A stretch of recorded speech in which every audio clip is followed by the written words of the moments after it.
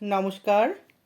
আজকে আমরা শুনব শ্রী শ্রী ঠাকুর শ্রীরামকৃষ্ণ দেবের অমৃত কথা। 1886 সালের 1 জানুয়ারি ঠাকুর তার ভক্তদের উদ্দেশ্যে করলেন সেই যুগান্তকারী আশীর্বাদ, তোমাদের চৈতন্য হোক।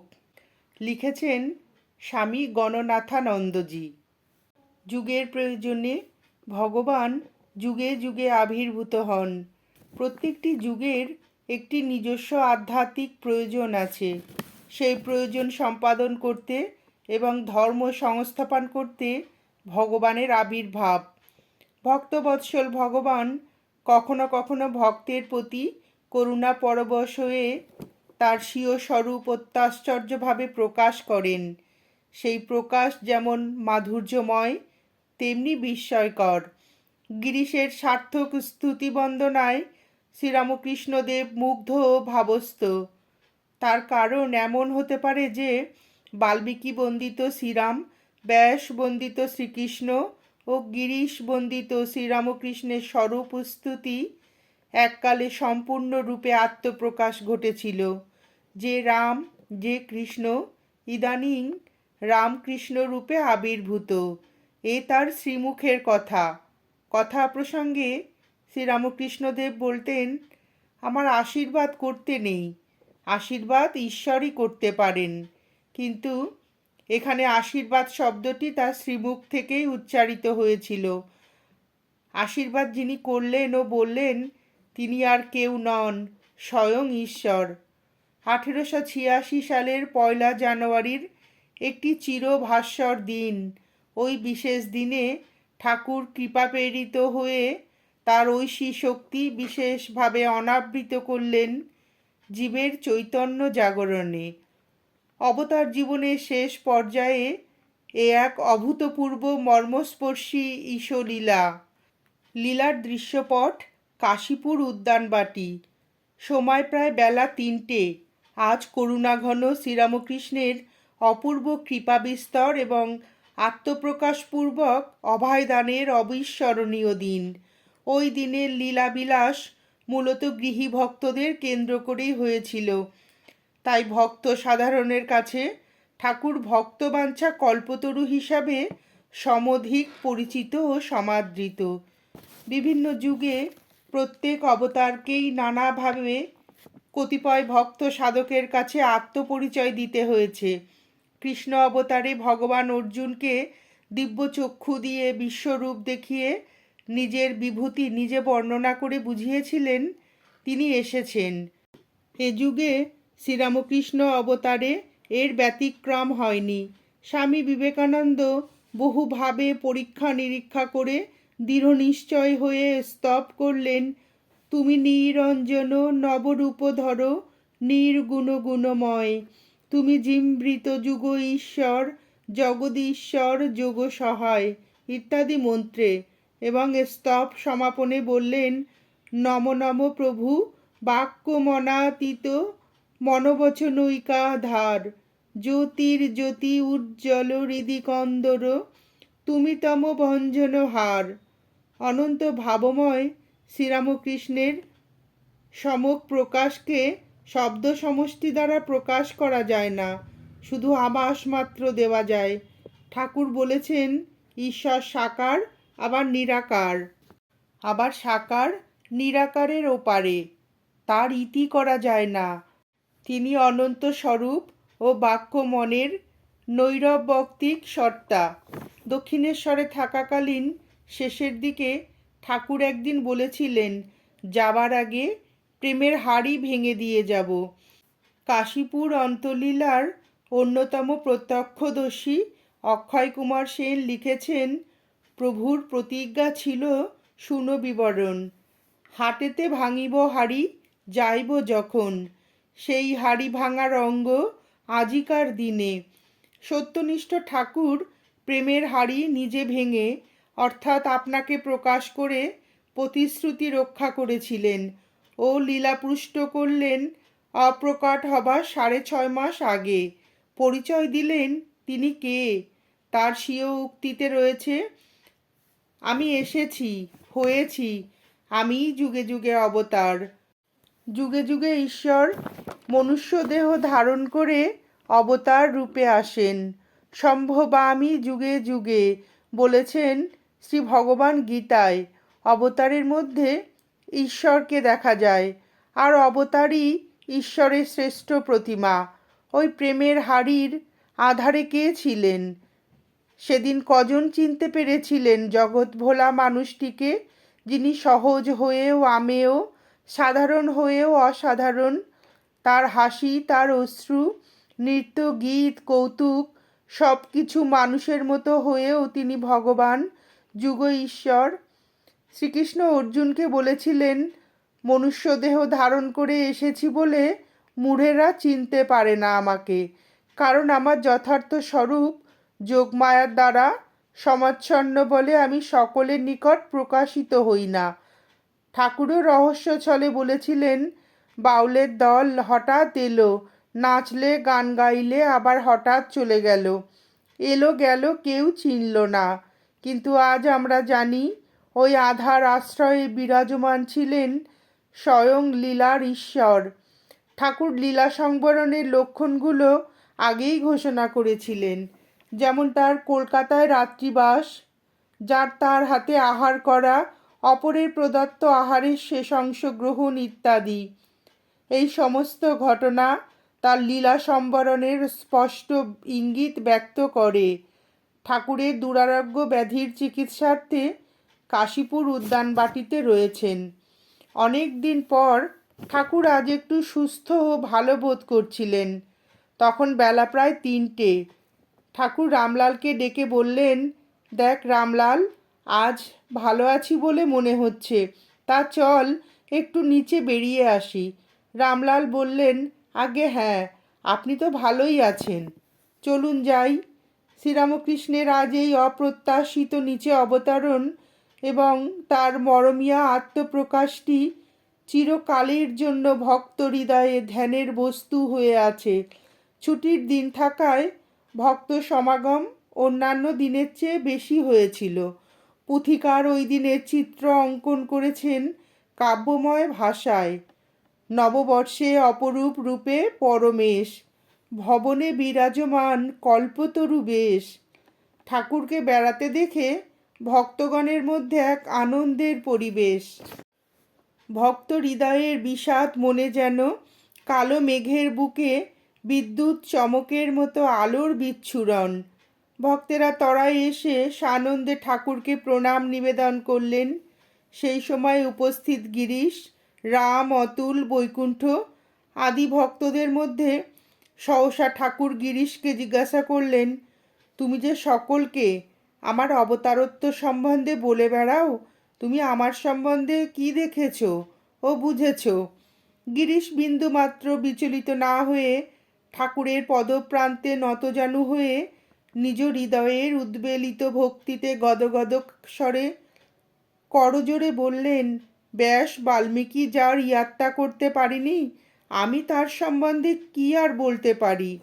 গিরিশের অন্তরে সরল বিশ্বাসের গভীরতায় শ্রীরামকৃষ্ণদেব করুণায় বিগলিত হয়ে গিরিশকে লক্ষ্য করে সকল ভক্তগণকে বললেন, তোমাদের কি আর বলবো, আশীর্বাদ করি তোমাদের চৈতন্য হোক। তারপর প্রেমে ও প্রসন্নতায় আত্মহারা হয়ে ঠাকুর তার দিব্য শক্তি পুতস্পর্শে একে একে ভক্তগণকে স্পর্শ করতে লাগলেন। ঠাকুরের ওই স্পর্শের ও তার অব্যর্থ আশীর্বাদের অব্যবহিত প্রত্যক্ষ ফলরূপে ভক্তগণ সুদুর্লভ আধ্যাত্মিক অনুভূতি লাভে ধন্য হন। পূর্ব সপ্তাহে তাহার কোনো সেবক হরিশ মুস্তাফির পরিত্রাণের জন্য পরমহংসদেবের নিকটে প্রার্থনা করিয়াছিলেন। সেই দিন তিনি কোনো উত্তর দেন নাই। 1 জানুয়ারির দিন হরিশ আনন্দে উন্মত্তের ন্যায় অশ্রুপূর্ণ লোচনে নিম্নে আসিয়া উপরুক্ত সেবককে কহিলেন, ভাইরে, আমার আনন্দ যে ধরে না, এ কি ব্যাপার? জীবনে এমন ঘটনা একদিনও দেখি নাই। দিব্য স্পর্শ এবং ঈশ্বরপ্রেমের অভিঘাতে মানব মনের কিরূপ অবস্থান্তর হয়, উহা নারদীয় ভক্তি সূত্রে উল্লেখ আছে। যে প্রেম লাভ করিলে ভক্ত আনন্দে উন্মত্তের ন্যায় হন, পরে ঈশ্বরের উপলব্ধি হলে জড়বৎ হন এবং আত্মার আনন্দে বিভোর হন। বৈকুণ্ঠনাথ সান্যাল ঠাকুরের কৃপা স্পর্শের ফলস্বরূপ ইষ্ট দর্শনের প্রবল আনন্দে অধীর হয়ে ওঠেন। গিরিশ ঘোষ নিজের সম্বন্ধে বলেছেন, মন তখন আনন্দে পরিপ্লুত, যেন নতুন জীবন পাইয়াছি। পূর্বের সেই ব্যক্তি যেন আমি নই। হৃদয়ে বাদানুবাদ নাই। ঈশ্বর সত্য, ঈশ্বর আশ্রয়দাতা। সেদিন ঠাকুরের কৃপালাভে ধন্য অন্যতম ব্যক্তি কৃপা সম্বন্ধে লিখেছেন, কৃপায় আনন্দ রাশি বহে শতধারা, ধন্য সে আধার যাহে কৃপার সঞ্চর। সেদিন ওই প্রেমের হাড়ি থেকে প্রবাহিত ঈশ্বর হৃদয়ের অনন্ত প্রেম অকৃপণভাবে অধিকারী নির্বিশেষে উপস্থিত সকলকে বিতরণ করেছিলেন। ওই চৈতন্য ভাস্বর দিনে ঠাকুরের আত্মপ্রকাশ এবং অভয়দানে ভক্ত চিত্তভূমিতে অনির্বচনীয় আনন্দ এবং আশার সঞ্চার হয়। যারা আন্তরিকভাবে আধ্যাত্মিক সাধনা করতে যত্নপর এবং যারা শ্রীরামকৃষ্ণের অনুগামী, তাদের একটি পরম সৌভাগ্য ঠাকুরের সেই শাশ্বত সর্বজনীন আশীর্বাদ, তোমাদের চৈতন্য হোক। এটি শুধু সামান্য কয়েকটি শব্দমাত্র নয়, এটি অবতীর্ণ ভগবানের প্রাণ নিংড়ানো আশীর্বাদ। এটি তার একটি বিশেষ আবির্ভাব। এতে আছে ভগবানের জীবকে যা দেয় তা পূর্ণ নির্যাস। এই আশীর্বাদ অক্ষয়, অমোঘ, অব্যর্থ। কারণ শ্রীরামকৃষ্ণ পুঁথির ভাষায় কৃপারূপে নিজে প্রভু লীলার ঈশ্বর, আপনি বিরাজমান লীলার ভিতরে। তিনি নিত্য অপেক্ষামান আমাদের জীবনে অনুপ্রবেশের জন্য। ঠাকুরের কথায় আছে, ভক্তের হৃদয় ভগবানের বৈঠকখানা। হৃদয়ের বৈঠকখানায় ভগবানের আসন হলে তার কৃপায় হৃদয় জ্ঞান লোকে বিভাসিত হয়ে সকল সংশয় নিরসন হয় ও পরম পুরুষার্থ লাভ হয়। আর যদি তা না হয়, যদি গৃহ মধ্যে কোথাও তার স্থান আসন হয়, তাতেও নিশ্চিত কল্যাণ হবে। তিনি সকল জীবের পরম হিতকারী সুহৃদ, সুহৃদং সর্বভূতানাম। শুধু দেখো তাকে, দেখলেও হবে। ঠাকুরের সমাধিস্থ ছবি এক দুর্লভ সম্পদ। স্বামীজি ঠাকুরকে বীক্ষণে মোহবায় বলে স্তব করেছেন। তাকে নিত্য দেখলে ক্রমে মোহ দূর হয়ে চেতনায় চৈতন্য স্ফুরণ হবে। ঠাকুর ধর্মকে কত সহজ সরল করলেন। তার শিক্ষায় তথাকথিত ধর্মের চোখরাঙানি নেই, আছে মর্মস্পর্শী সহানুভূতি, অনন্ত প্রেম ও করুণা। ব্যক্তি জীবনে ধর্ম সংস্থাপন করলেন চৈতন্য জাগরণের মধ্য দিয়ে, আর জাগ্রত করলেন জীবের আধ্যাত্ম শক্তিকে। স্বামী শারদানন্দ কল্পতরু দিনে চৈতন্য জাগানোর প্রসঙ্গে লিখেছেন, কোনো কোনো ভক্তের প্রতি করুণায় ও প্রসন্নতায় আত্মহারা হইয়া দিব্য শক্তিপুত স্পর্শে তাহাকে কৃতার্থ করিতে আমরা ইতিপূর্বে দক্ষিণেশ্বরে ঠাকুরকে প্রায় নিত্যই দেখিয়াছিলাম। তবে 1886 সালের 1 জানুয়ারি ওই ভাবের পুনরাবৃত্তি বিশেষভাবে হয়েছিল।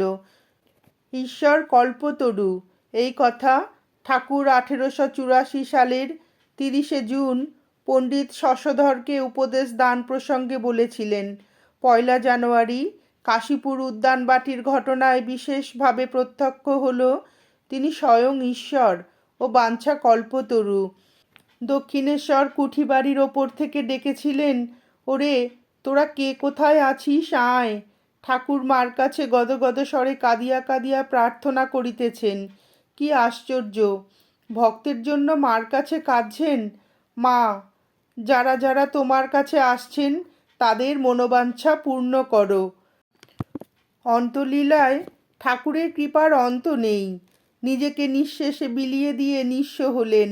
একসময় বলেছিলেন, আমি সাগু খেয়েও লোকের উপকার করব, এর জন্যই তো আশা, এত কষ্ট স্বীকার। গিরিশ এমনভাবে ঠাকুরকে স্তুতি করলেন যেমন ঋষিরা পরমেশ্বরকে স্তুতি করে থাকেন।